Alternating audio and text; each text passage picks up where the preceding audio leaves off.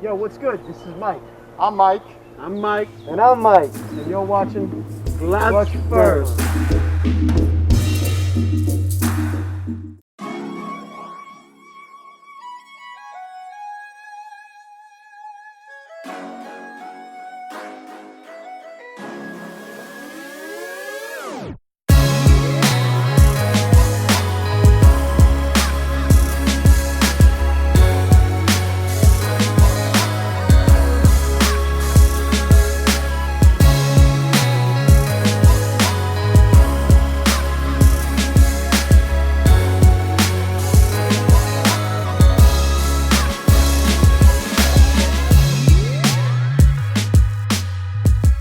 Common question I always get all the time is that how do you develop a style for your video? How do you come up with ideas and concepts and stuff like that? There is no format for any of this.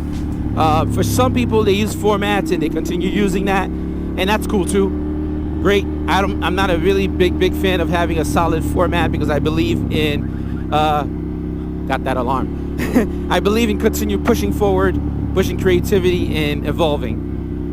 So the first thing I would advise anyone that's in this, that are doing this and they feel like they want to push forward, is to know your equipment, right? You know your equipment from front to back.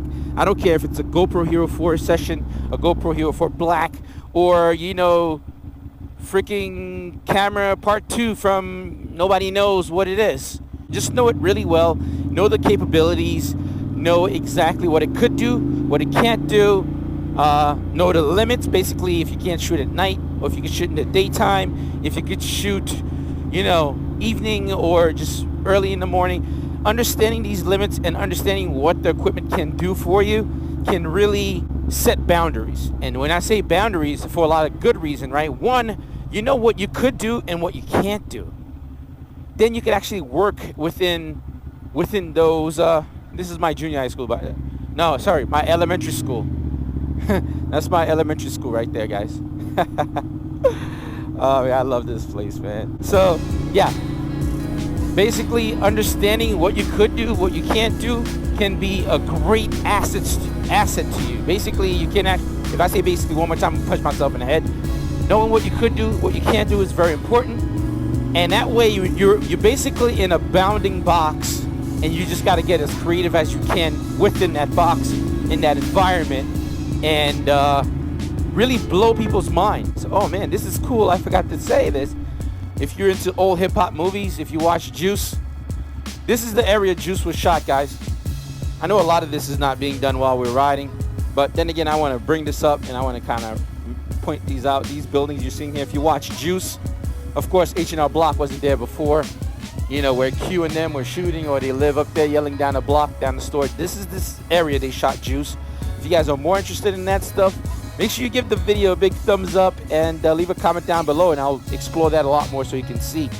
Another really solid advice I'd like to give you guys, if you are still sticking with this and you want to kind of grow, you want to get better, you want to have your own style, you want to flourish in the giant sea of YouTube content and big expensive equipment, is to use your skill.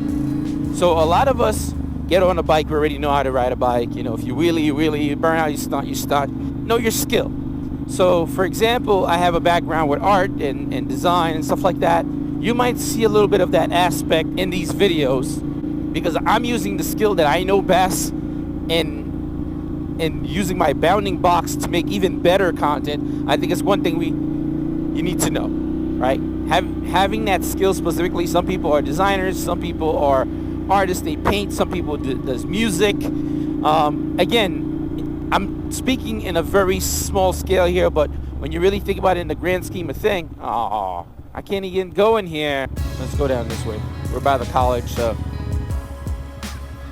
I got grilled me hard.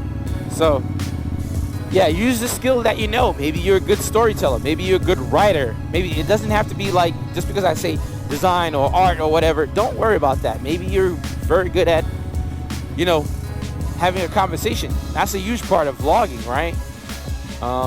Some of those things you might want to really take advantage. I think a lot of times, so often that people have these hidden talents and they're unaware. And that's how you're gonna stand out in the vlogosphere of YouTubing, you know, being a content creator, or even, you know, motovlogging or daily vlogging, whatever it is. If you look at Casey's video, for example, he's very inspirational. He works very hard. That's how he got out of his slump to success. You know, most of the stuff that Casey's doing, a lot of other people are doing. At the same time, he's using what he knows best, which is going from nothing to something to inspire other people. So again, use what you have and make that the highlight. You know what I mean? That's another thing you want to kind of make sure you know about. Now, another thing, know your resources. When I say know your resources, I don't know if you've spoken to anybody specifically, or, you know, made some friendship with people, or even people you actually know. When I say know your resources, guys, it's very important for you to know, you know, let's say you finish cutting up a video, you feel very good about it, you feel very powerful, you feel like it's great, and quite frankly, it's not completely there. We have to be honest with ourselves. I partner with people, and I let them tell me. I let them give it to me the worst, because you have to keep in mind, when you upload something on YouTube, people are going to scold you. And then you have people just going to be like, yeah, it's great. Realistically, if you want to get to that upper echelon of content creator doing amazing thing, you're going to need that honest resources, people that's going to honestly say, hey, man, this is way too long, or you're rambling here a little bit, or this could be done better. So that's another key thing. That's going to be huge, because the people that loves you and care about you and support what you're doing, they're going to be as honest as possible. Sometimes it's probably going to hurt your feelings, but that's what you're going to need, that resource. Those resources, man. I think my channel grows a lot just from that alone, from, you know, speaking with people and making, you know, right decision about videos or what not to upload, what to upload. So that alone in itself, you want to value that factor. Lastly, what I'd like to leave you with, that's my junior high school right there. Oh, man. Stay inspired, guys. And don't get stale, you know. Don't be afraid to try anything crazy. Oh, it's not going to do well. Nobody's going to like it. Don't be afraid of that. And stay inspired and stay motivated, too. Don't just watch a specific genre you're into. Yeah, don't. Oh, man, look at my freaking junior high school. Sorry, I'm like going down memory lane, man. Don't just watch videos that you're into, you know. Let's say, you know, you're into motovlogging and I'm doing motorcycle videos and that's all I'm watching, and eventually you're going to start copying what you're watching. Be smart. Start approaching everything by being very open-minded. From there, you're going to start staying very motivated or being very creative and seeing how you can actually go on about tackling certain issues or certain topics, certain conversation, which is something very cool. It's almost like film. I like watching films and getting great ideas, not just like vlogs or YouTube or framing shots and stuff like that. So don't just stay inspired by exactly what you're doing. You're basically putting yourself in that little box, and then you're never gonna see what's outside of that. And that's what I'm gonna sign you off with, guys. And keep watching the channel, keep thumbing up the videos, share it with your buddy, and leave a comment down below. If you're not subbed, why? Huh? Hit that subscribe button. Have a good day, guys.